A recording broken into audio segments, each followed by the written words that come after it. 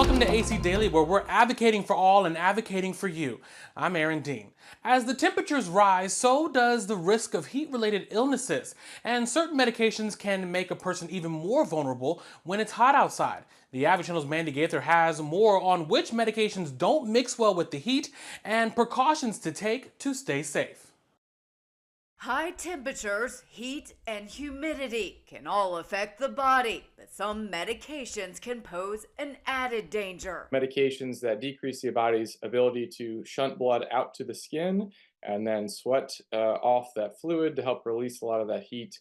That's really why they predispose to heat illness overall. Emergency medicine Dr. Kevin Watkins with Cleveland Clinic says medications that can cause heat intolerance include diuretics, heart medications like blood pressure drugs, antihistamines, decongestants, antibiotics, antidepressants, and antipsychotics. We worry most about heat stroke, especially when there are heat waves. Everyone can protect against extreme heat by wearing loose-fitting clothing, keeping your house cool by covering windows, finding air conditioning in a public place if your home doesn't have it, avoiding strenuous activities outdoors in high heat, and staying hydrated. If you get dehydrated, you're really hurting your body's ability to get rid of that heat as well. Heat can also degrade medication, so experts say make sure to store medicine properly. Put it in a place that is, away from sunlight, that is cool, in a bathroom, ideally in a closed area. For Health Minute, I'm Mandy Gaither.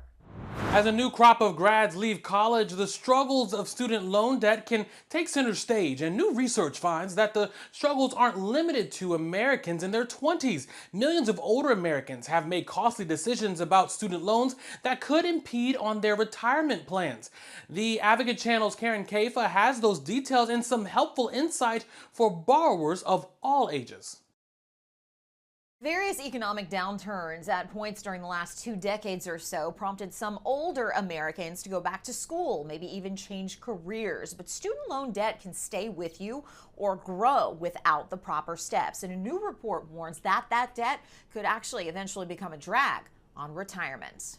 Student loan debt is typically viewed as an issue facing younger Americans, but new analysis shows a burden on some Americans over age 55 that could clash with retirement security. It's not what you usually think, that they took out student debt for their children. It's actually for themselves. Student loans have often been described as good debt, with borrowers taking on loans in the hopes higher education will boost income over time.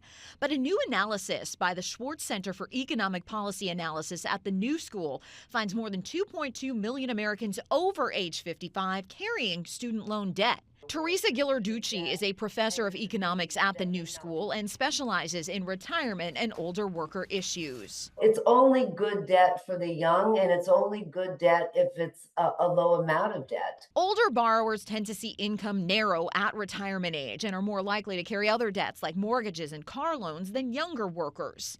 Karthik Monikam, author of the New School report, says that can lead to tough choices. It's likely to affect their retirement ability because they have to either sort of decide between extending their working life and continue to work to repay their debt, or reduce the amount of retirement savings that they may be able to save. Another potential consequence that could diminish retirement income, Monikam says, delinquent federal student loans can result in garnishment of Social Security benefits.